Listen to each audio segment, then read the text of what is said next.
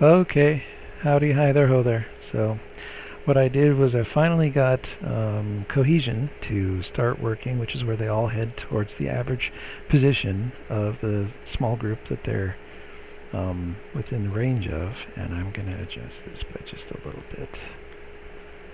There, so it's going to be really close quarters. That's good. So what I did was I modified the original code, which is right here. See, what the programmer does is he has this fs.x and it adds to a steering force and then uses the angle divided by pi and all that fun stuff. I traced where this fs goes through the whole rigid body, MyMath, main, do units, AI, Euler, all that other, and then calculate loads and all that other stuff.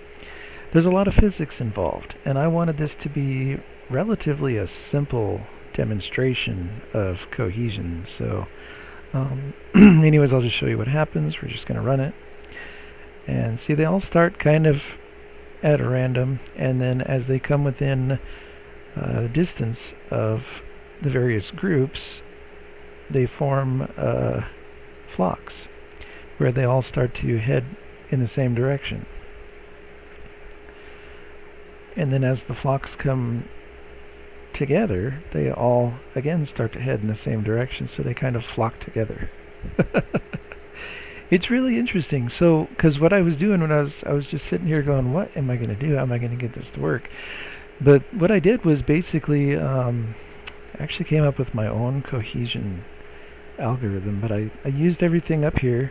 I don't actually know what I can delete from there. But so it makes the calculation here that once it finally gets within range, that the vector that it adds, I calculated it just like I calculated the initial velocity for all of the particles.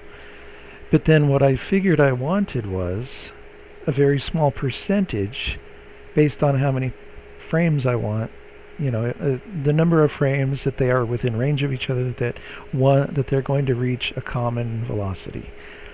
And so I divided the velocity that I calculated based on the angle of the difference between the two particles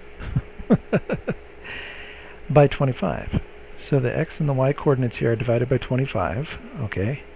So when I added the original velocity, I take the original velocity times 0.96, which leaves out 4% of the original velocity, which is exactly the percentage of this velocity that we add in. So the grand total is 100%, but you're getting 4% of the velocity directing the particle towards the average position of the units that are within view of it, or in question. Alright, and this is just the beginning. We're still going to work on cohesion. That's the first one. We're going to keep that.